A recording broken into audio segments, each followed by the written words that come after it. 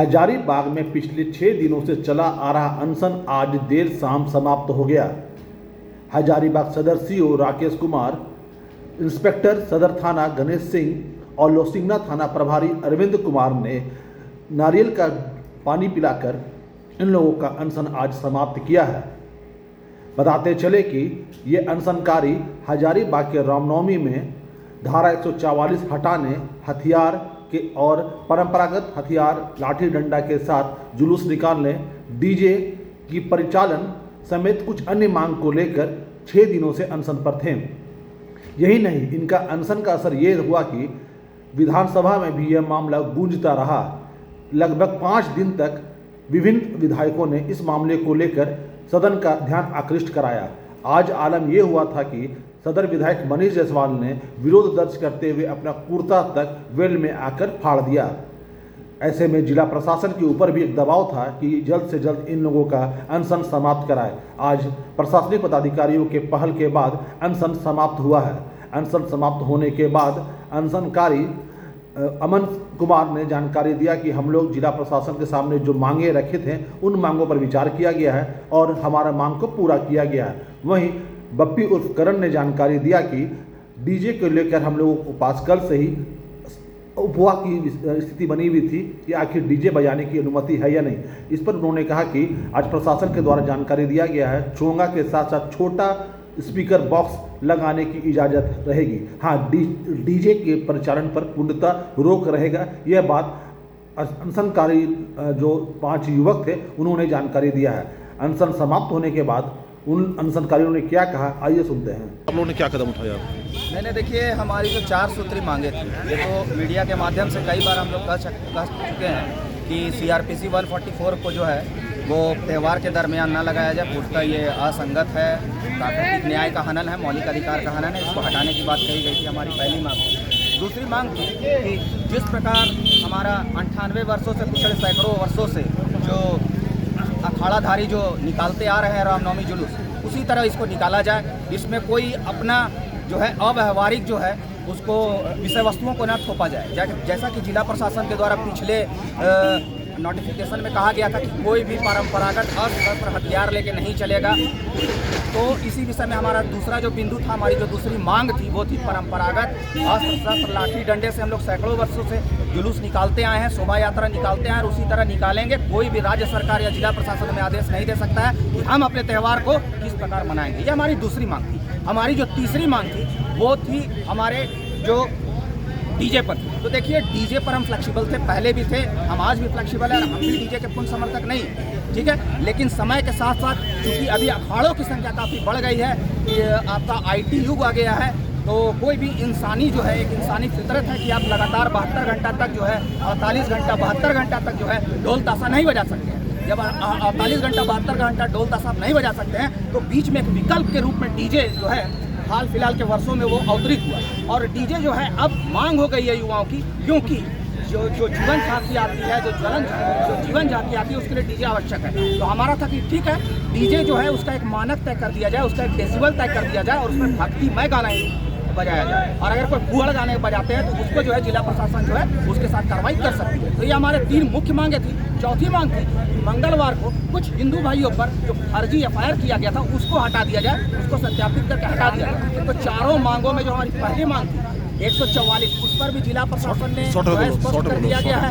उपद्रवी तत्व पर ही 144 लगेगा, जुलूस पर 144 नहीं लगेगा। हमारी पहली मांग मान ली गई। दूसरी मांग जो थी हमारे यहाँ परंपरागत अस्त्र शस्त्र लाठी डंडे से जो है वो जुलूस निकाला जाएगा, इस दूसरी मांग को भी मान लिया गया जिला प्रशासन के द्वारा। और जो हमारा तीसरा मांग था जो डीजे पर जो है थोड़ा सा असमंजस, कंट्राडिक्शन आप बोल सकते हैं।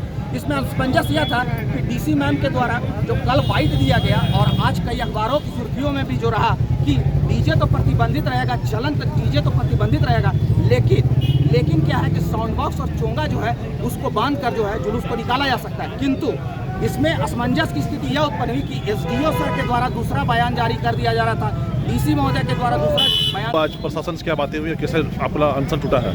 प्रशासन से मेरी वही बात हुई, अरविंद सिंह सर थे और गणेश सिंह सर थे, CO सर थे। उन्होंने कहा जो DC मैम का जो बाइट है, जो पेपर में छपा, हिंदुस्तान पेपर वहाँ पे था, जो छपा है वही बात होगा, बाकी कोई बयान की कोई आप टेंशन मत लीजिए। चोंगा के साथ में साउंड बॉक्स की बात है, साउंड बॉक्स को बांधी, डीजे पर बांधी, बॉक्स जो होता है बॉक्स को आप चोंगा के साथ आप बांध सकते हैं, हम लोग आपके साथ हैं। बोले ठीक है, तो हम लोग भी तैयार हैं। और बाकी FIR की जो बात बोले चलिए उसको बाद में देख लिया जाएगा। बाकी और सब जो मांगे तो पहले ही पूर्ण कर दी गई।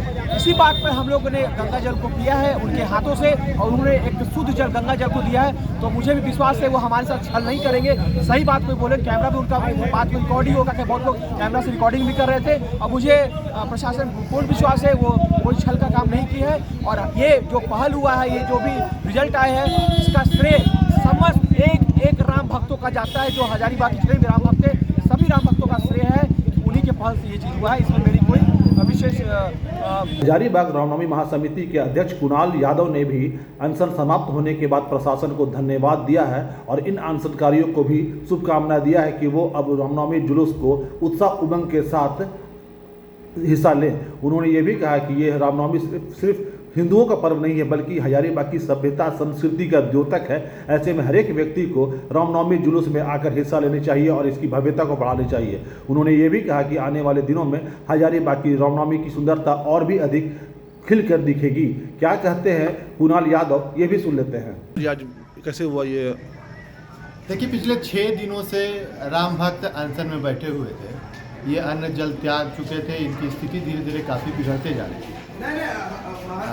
रामनवमी महासमिति और जिला प्रशासन के बीच इनको लेकर लगातार बातचीत की जा रही थी। प्रत्येक दिन रामनवमी महासमिति के द्वारा जिला प्रशासन से इनकी गिरती स्वास्थ्य के बारे में चिंता की जा रही थी। साथ ही साथ इनकी जो मांगे थी उन पर भी विचार किया जा रहा था। लगातार रामनवमी महासमिति के द्वारा जिला प्रशासन को इनकी मांगों से अवगत कराया जा रहा था और जिला प्रशासन से आग्रह किया जा रहा था कि जो जायज़ मांगे उन्हें पूरा किया जाए। क्योंकि ये राम भक्त है तो उन्हें भक्त की तरह ही। कौन कौन सी मांग पूरी की गई है? कैसे? देखिए, इनकी कई एक मांगे थी, जैसे जो पिछला मंगला जुलूस के पहले भ्रम की स्थिति पैदा हुई थी कि जो लाठी डंडा या पारंपरिक हथियार लेकर जुलूस में नहीं जा सकते हैं, सबसे पहले तो उस मांगों को पूरा कर लिया गया है। अब मंगला जुलूस का स्वरूप वही स्वरूप होगा जो पहले हुआ करता था। हाँ, एक बात आपको मैं यह क्लियर कर देना चाहता हूँ कि अभी तक जिला प्रशासन के द्वारा चलंत डीजे पर किसी भी प्रकार की कोई छूट नहीं दी